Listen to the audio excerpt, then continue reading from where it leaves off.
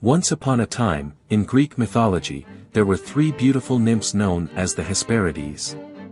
These nymphs were the daughters of the evening and the nymphs of the west, and they were said to have been the most notable in Greek mythology. They were named after their father, Atlas, who was known as the Titan responsible for holding up the heavens. These three sisters were also closely associated with the Garden of Hesperides, where it was believed that the sacred golden apples were kept. The Hesperides were entrusted with the guardianship of Hera's orchard, where the golden apples that gave the gods immortality were kept. These goddesses lived in the far west, where they constantly tended to the trees and harvested the golden apples. For years, the apples remained safe under their watchful eyes and careful protection. One day, the famous hero, Hercules, was commanded to steal the golden apples as one of his 12 labors. Hercules sought the help of the Titan Atlas, who then guided him to the Garden of Hesperides. When Hercules reached there, he found that the Hesperides were fiercely protective of the apples. However, he needed to complete his task, and so he tricked the Hesperides into giving him the golden apples. Despite their small role in Greek mythology, the Hesperides remain important figures. Their association with the sacred golden apples and their connection to Atlas adds to their mystique. They were the guardians of the West, where the sun sets, and their beauty and grace only added to their importance. The story of Hercules and the golden apples is one of the most popular ones in Greek mythology, and the Hesperides' involvement in it only made them more well-known. Once upon a time, in a distant land, there were three beautiful and immortal goddesses known as the Hesperides. They were the guardians of the golden apples, which were coveted by many, and were said to be daughters of night, either alone or with darkness. According to different sources, they might also be the daughters of Atlas, Zeus and Themis, or Phorcys and Ceto. The Hesperides were intriguing because their interchangeable names showed their impersonality, as stated by classicist Evelyn Bird Harrison.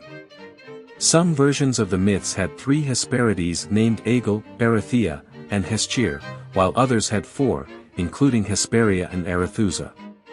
They were described as clear-voiced nymphs who guarded the golden apples beyond the ocean in the far west.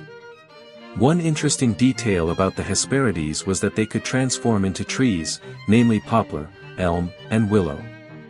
Despite their duty of guarding the apples, they enjoyed singing and were even called minstrel maids by Euripides. One particular Hesperide, Erythea, was known to be an island close to the coast of southern Hispania. However, their most important role was to protect the golden apples, which were said to bestow immortality upon whoever ate them.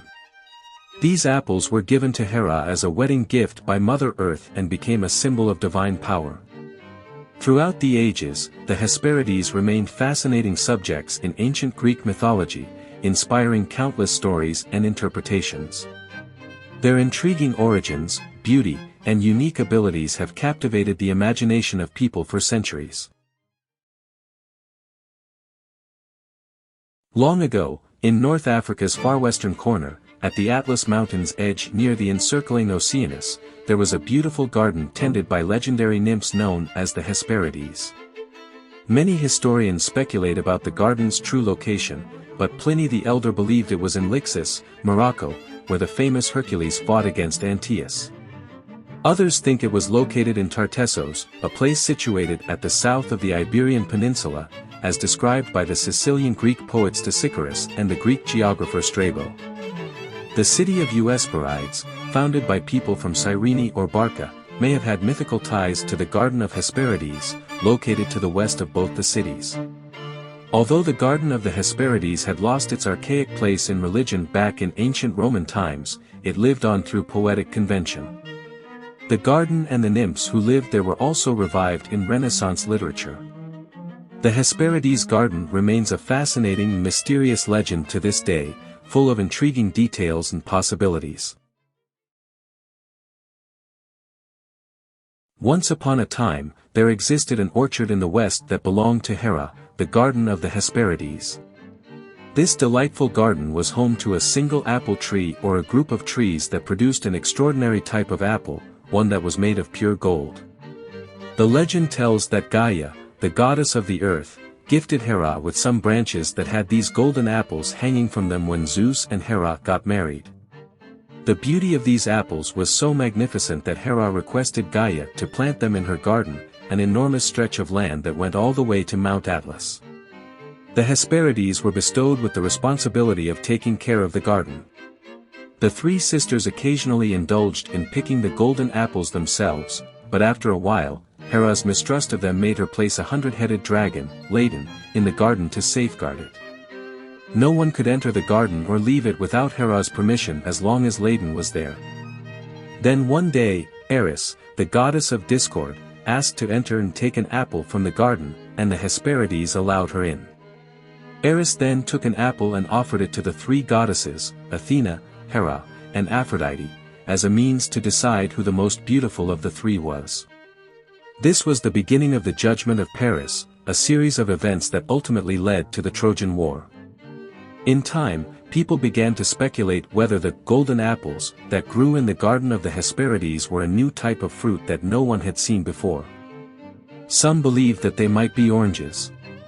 Citrus species were then named Hesperidoi to reflect this theory. To this day, the Greek word for the orange fruit is Piomicron rotauomicron capilambda iota, named after the country of Portugal, which is situated near the place where the garden of the Hesperides lay. Do you want to explore more Greek mythology stories? Who do you want to see featured next?